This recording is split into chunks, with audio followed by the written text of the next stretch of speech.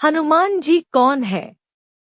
एक बार पार्वती जी ने शंकर जी से कहा, भगवान अपने इस भक्त रावण को कैलाश आने से रोक दीजिए, वरना किसी दिन मैं इसे अग्नि में भस्म कर दूंगी। यह जब भी आता है मैं बहुत असहज हो जाती हूँ। यह बात मुझे बिल्कुल भी पसंद नहीं है। आप इसे समझा दीजिए, यह कैलाश में प्रवेश न करे। शिव जी जानते थे कि पार्वती सिर्फ उनके वरदान की मर्यादा रखने के लिए रावण को कुछ नहीं कहती है। वह चुपचाप उठकर बाहर आकर देखते हैं, रावण नंदी को परेशान कर रहा है। शिव जी को देखते ही वह हाथ जोड़कर प्रणाम करता है। प्रणाम महादेव, आओ दशानन, कैसे आना हुआ? मैं तो बस आपके दर्शन करने के लिए आ गया था महादेव। आखिर महादेव ने उसे समझाना शुरू किया, देखो रावण, तुम्हारा यहाँ आना पार्वती को बिल्कुल भी पसंद नहीं है, इसलिए तुम यहाँ मत आया करो। महादेव, यह आप कह रहे हैं? आप ही ने तो मुझे किसी भी समय आपके दर्शन के लिए कैलाश पर्वत पर आने का वरदान दिया है, और अब आप ही अपने वरदान को वापस ले रहे हैं।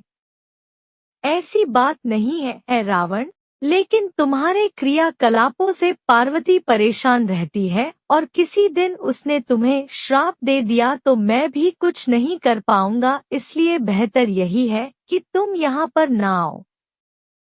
फिर आपका वरदान तो मिथ्या हो गया महादेव। मैं तुम्हें आज एक और वरदान देता हूँ, तुम जब भी मुझे याद करोगे मैं स्वयं ही तुम्हारे पास आ जाऊंगा, लेकिन तुम अब किसी भी परिस्थिति में कैलाश पर्वत पर मत आना। अब तुम यहाँ से जाओ, पार्वती तुमसे बहुत रुष्ट है।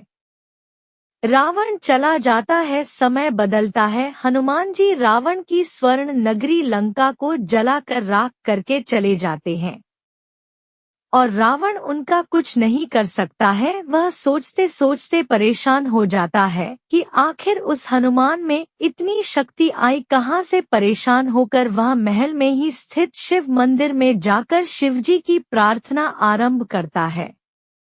उसकी प्रार्थना से शिव जी प्रसन्न होकर प्रकट होते हैं। रावण अभिभूत होकर उनके चरणों में गिर पड़ता है। कहो दशानन, कैसे हो? शिवजी पूछते हैं।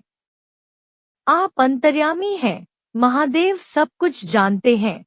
प्रभु, एक अकेले बंदर ने मेरी लंका को और मेरे दर्प को भी जलाकर राख कर दिया। मैं जानना चाहता हूँ कि यह बंदर जिसका नाम हनुमान है आखिर कौन है? और प्रभु, उसकी पूंछ तो और भी ज्यादा शक्तिशाली थी, किस तरह सहजता से मेरी लंका को जला दिया? मुझे बताइए कि यह हनुमान कौन है। शिव जी मुस्कुराते हुए रावण की बात सुनते रहते हैं और फिर बताते हैं कि रावण, यह हनुमान और कोई नहीं, मेरा ही रुद्र अवतार है। विष्णु ने जब यह निश्चय किया कि वे पृथ्वी पर अवतार लेंगे और माता लक्ष्मी भी साथ ही अवतरित होंगी, तो मेरी इच्छा हुई कि मैं भी उनकी लीलाओं का साक्षी बनूं। और जब मैंने अपना यह निश्चय पार्वती को बताया तो वह हटकर बैठी कि मैं भी साथ ही रहूंगी, लेकिन यह समझ नहीं आया कि उसे इस लीला में किस तरह भागीदार बनाया जाए। तब सभी देवताओं ने मिलकर मुझे यह मार्ग बताया, आप तो बंदर बन जाइए और शक्ति स्वरूपा पार्वती देवी आपकी पूंछ के रूप में आपके साथ रहे, तभी आप दोनों साथ रह सकते हैं। और उसी अनुरूप मैंने हनुमान के रूप में जन्म लेकर राम जी की सेवा का व्रत रख लिया, और शक्ति रूपा पार्वती ने पूंछ के रूप में और उसी सेवा के फल स्वरूप तुम्हारी लंका का दहन किया। अब सुनो रावण, तुम्हारे उद्धार का समय आ गया है, अतः श्री राम के हाथों तुम्हारा उद्धार होगा। मेरा परामर्श है कि तुम युद्ध के लिए सबसे अंत में प्रस्तुत होना, जिससे कि तुम्हारा समस्त राक्षस परिवार भगवान श्री राम के हाथों से मोक्ष को प्राप्त करें और तुम सभी का उद्धार हो जाए।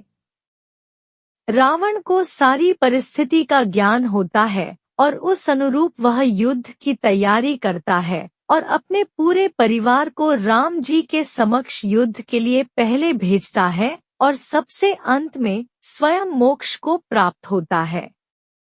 ऐसी ही वीडियो के लिए चैनल को सब्सक्राइब करें और वीडियो को लाइक करें और कमेंट बॉक्स में अपनी राय दें।